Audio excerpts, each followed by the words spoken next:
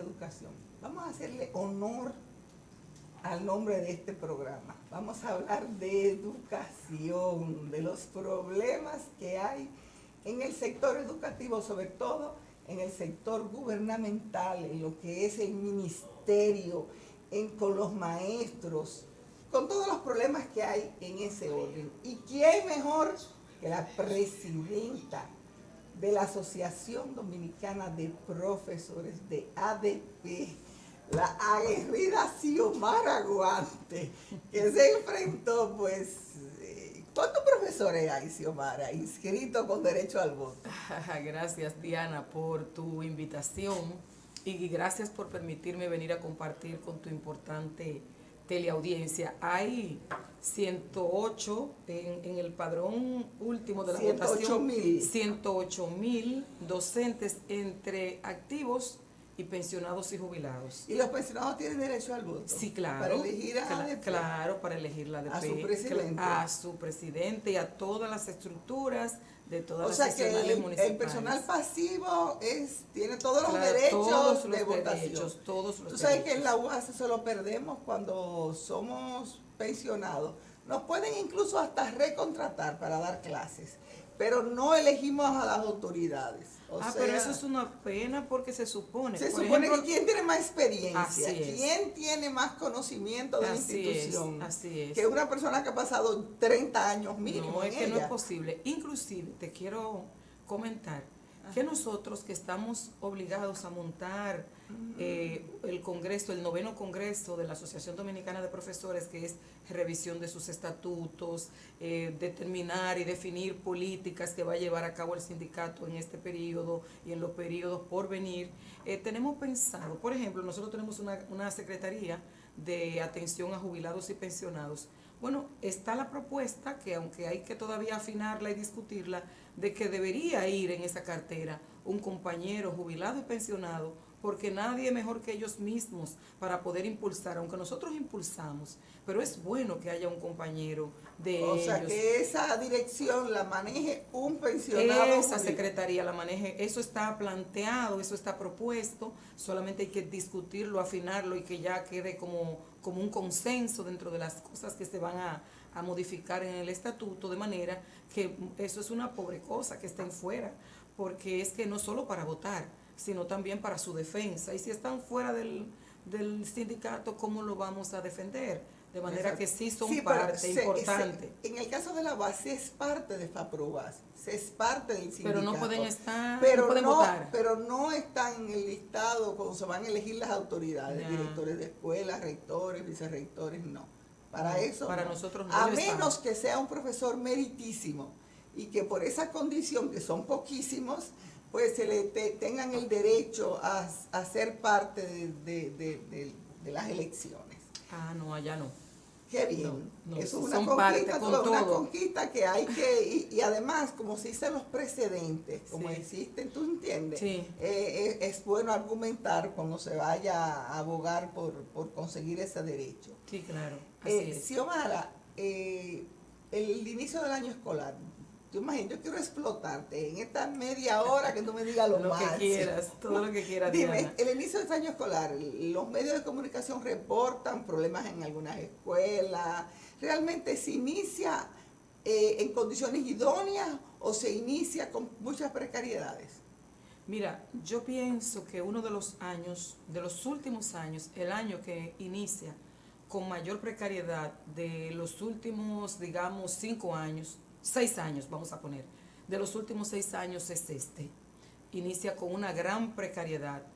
Fíjate que nosotros te podemos decir que hay centros educativos que tienen situaciones de muy grave dificultad hace varios años, que se comenzó su intervención a inicio de este año escolar, otros a inicio del año fiscal, o sea, en enero, y sin embargo no han sido entregados esos centros para que se pueda recibir los niños y las niñas el pan de la enseñanza. Mira, en Santiago, por ejemplo, desde donde se va a lanzar el inicio del año escolar, hay una situación dramática con los centros educativos más importantes y del mismo corazón de la ciudad de Santiago. Y te puedo decir que hay una particularidad en un centro que la quiero reseñar. Es el Centro Experimental Emilio Prudón. El Centro Experimental Emilio Prudón que antes era la Escuela de Formación de Maestros, sí, el Emilio Prudón. Así es, pero es ahora un centro de educación básica, ¿verdad? Sí. Entonces, ese centro, el año escolar pasado, en la administración anterior de Andrés Navarro, ese centro fue intervenido porque el techo que tiene, por un tema de patrimonio cultural, tiene un techo muy particular, que es un techo como en alucín, que así es que lleva esa área donde está el centro, el techo. O sea, ese es el modelo de construcción. Bueno, había un problema con el techo derrumbándose, los baños, una situación terrible con el centro. Interviene en el centro el año escolar de 2018-2019. Ocurre que le pagan a un ingeniero para lo interno, para baños y cosas como esa, y a otro ingeniero para el techo.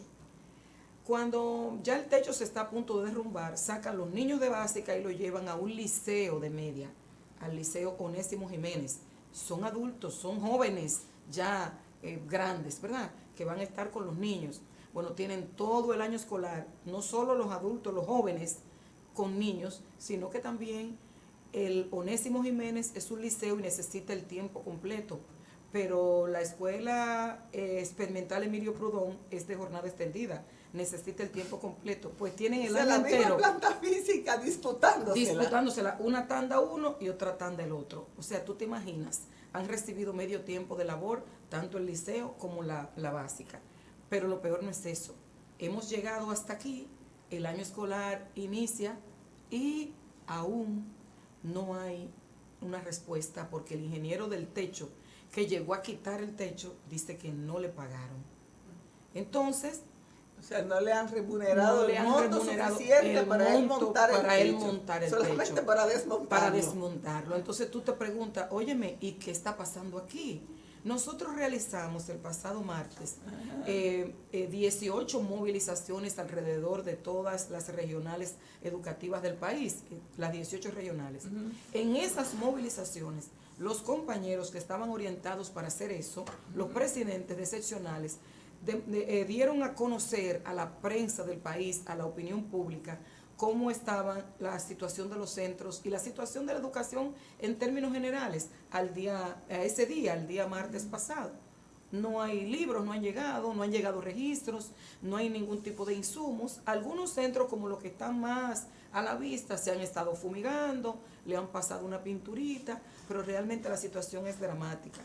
Yo te quiero decir que hay lugares, por ejemplo, te quiero decir en Las Terrenas, en el municipio de Las Terrenas, por ejemplo, los padres, el presidente de la Asociación de Padres y Madres del municipio de Las Terrenas, no de un centro, sino que coordina todas las asociaciones de padres y madres y amigos de la escuela de esa demarcación del país, me escribe por WhatsApp y luego conversamos y me dice que ellos van a tomar la decisión de que no van a iniciar el año escolar porque falta la 3/4 parte, o sea, digamos el 75% de los centros educativos no están aptos para iniciar. Entonces él dice que no se pueden prestar los padres a que un 25% de los niños y de las niñas entran y el otro 75% se queda. O sea, que va a haber una paralización total. Total. Me planteaba eso, me decía que estaba discutiéndolo con la ADP para ver qué cosas se podía hacer, pero mandaron una comunicación, tanto la ATMAE como la ADP conjunta, y no han recibido respuesta.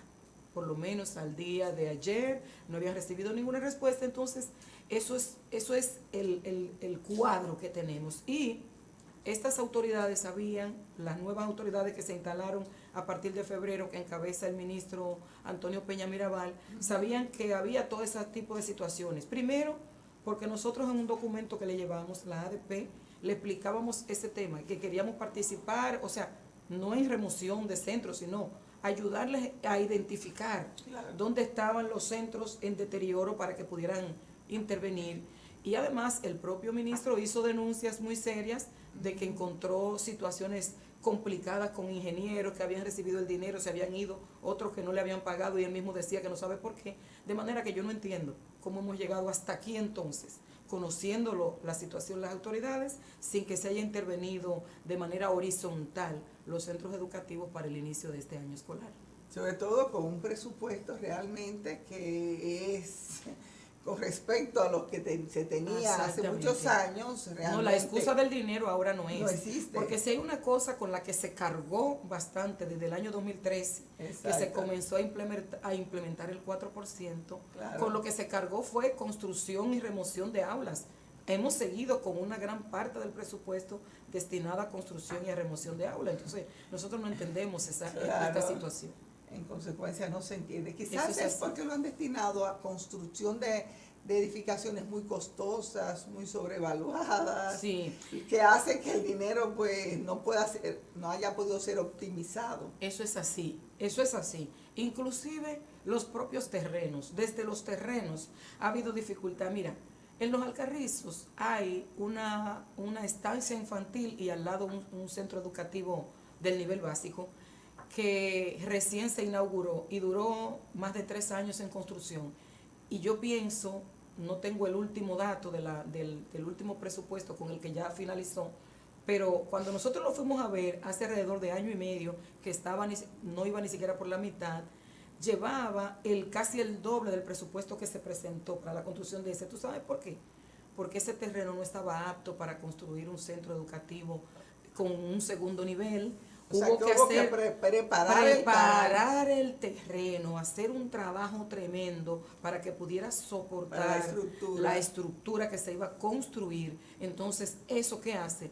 Que te triplica el costo. O sea que cuando se compró el terreno no se le hizo previamente la evaluación del mismo, y en consecuencia se comenzó a construir. Entonces cuando se dieron cuenta que es un terreno fangoso, que hay que hacerle un trabajo, si no había que dejar el terreno de lado, lo que se hizo fue que prácticamente se triplicó el costo de construcción de esa obra. Entonces, situaciones como esa te dicen que no se ha optimizado el recurso. Además, y lo peor de todo es que no es algo inocente, porque tú puedes caer en el acto inocente de hacer una compra, una mala compra.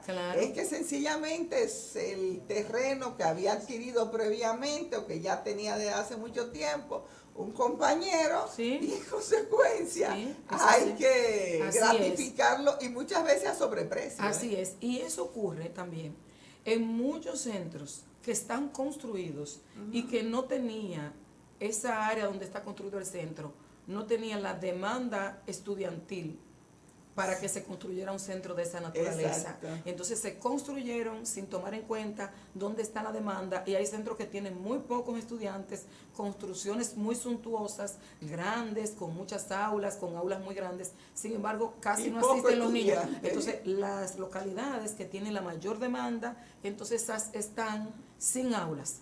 Y eso es un problema también. Yo misma tuve que valerme de relaciones y todo para que mi chica de servicio consiguiera una plaza en la escuela. O sea, carta de viceministro y todo, para que ella, y así fue que el último día se pudo conseguir.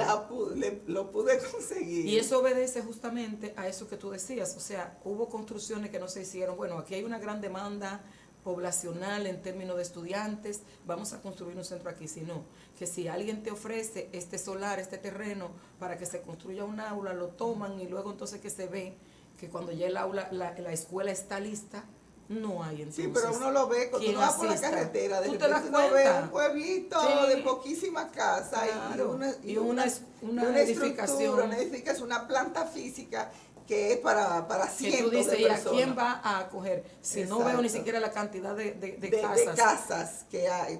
Así ha ocurrido.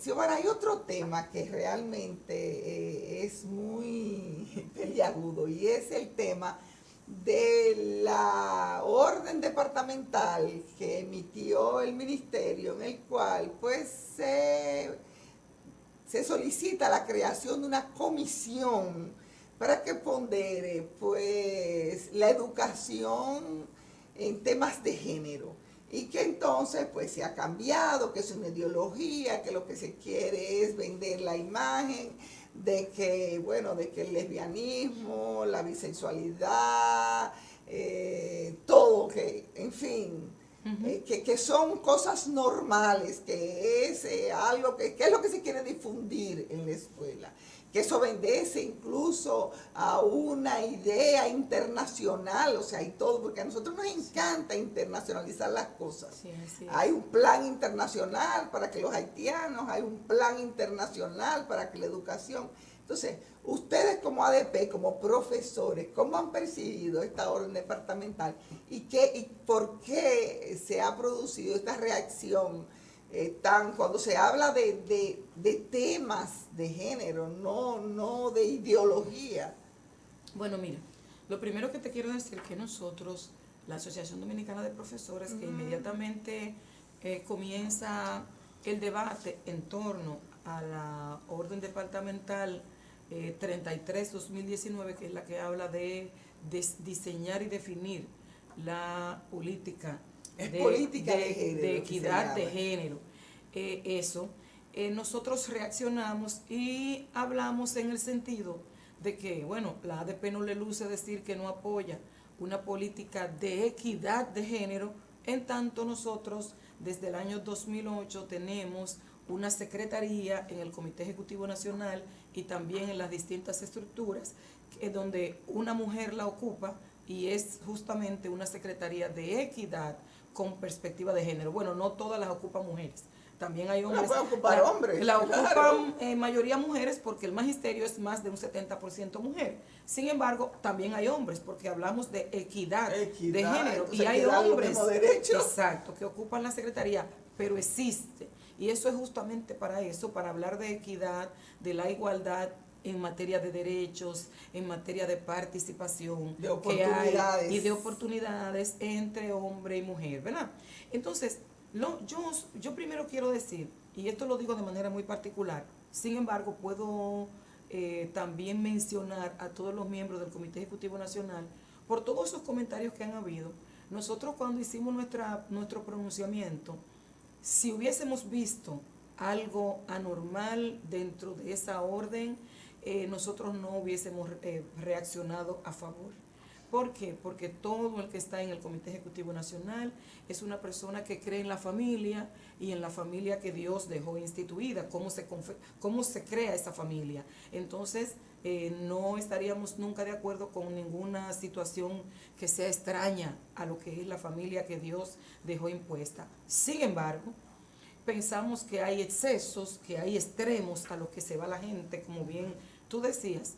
Yo pienso, y así se lo solicitamos al ministro de Educación en ese momento, cuando se estuvo debatiendo tanto este tema, que lo que ha pasado, quizás si se discute un poco y se amplía la mesa de discusión y todo el mundo está ahí, luego no se puede alegar que se diseñó una política de equidad de género de espaldas a una franja de la sociedad. ¿Y tú sugieres que incluyan en esto a miembros Nosotros de la Iglesia mismos, Católica y miembros de la Iglesia evangélica? Exactamente, nosotros mismos no estábamos, nosotros no participamos, nosotros no nos enteramos porque nos pidieron enviar a la persona responsable de equidad de género en la ADP, y cuando la enviamos, la compañera fue representando la ADP, se iba a dar a conocer la orden departamental.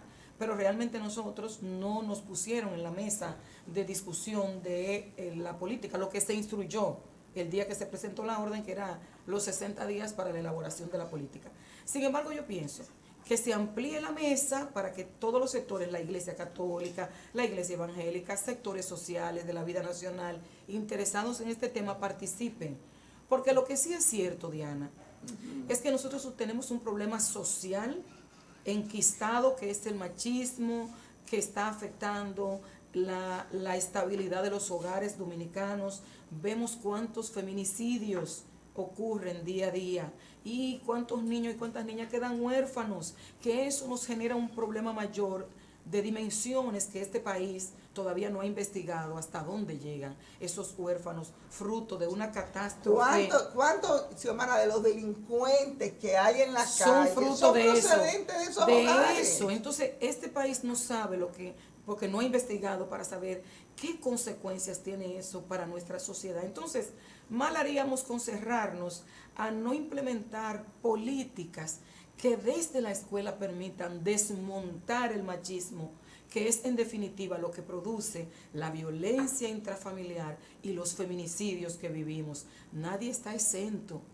de ser víctima de violencia de género. Nadie está exento. ¿Cuántos hogares de distintos extractos sociales vemos afectados por la violencia? Económicamente muy bien, sí, y su hija. Y eso es un tema cultural. Así es.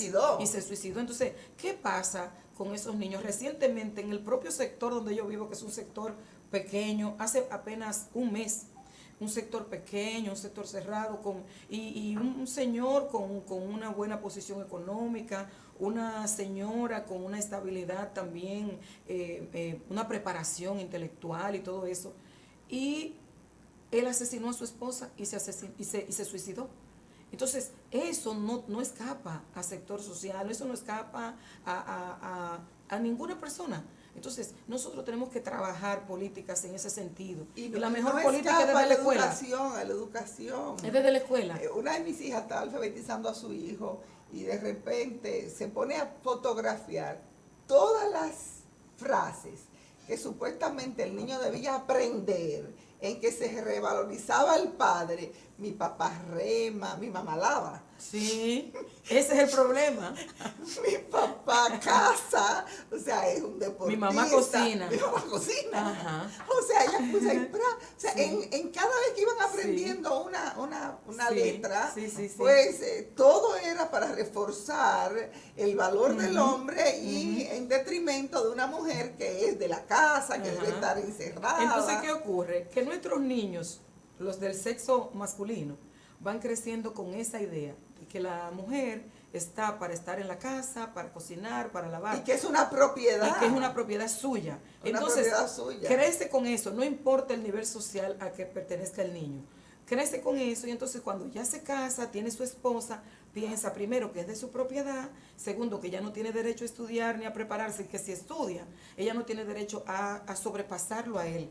Y si por casualidad de la vida ella entonces gana un salario superior al suyo y entonces puede intervenir económicamente con una mayor proporción en la casa, ya él piensa que si ella sale 2 veces a trabajar en un horario que él entiende que no es el prudente, ya eso él lo ve como una cosa mal y piensa que le está faltando a él, y entonces ahí vienen las dificultades. Y nosotros tenemos que formar a los niños. Y a veces yo, compartiendo con personas, he visto que no le molestan los aportes. No, el aporte económico. Los aportes económicos no molestan. O sea, ahora, cuando de los aportes económicos significa yo tengo una posición que tengo que ir a reuniones, que tengo que hacer actividades, eso sí es cuestionado. Es así, eso se cuestiona. Pero que yo tenga la función X y que esa función X determine que yo haga un aporte a la casa sustancial, eso es bienvenido. Eso es así, exactamente así. Entonces eso debemos desmontarlo cuando son niños, y yo pienso que se trata de eso, de que desde la escuela digamos, bueno, vamos a limpiar el aula.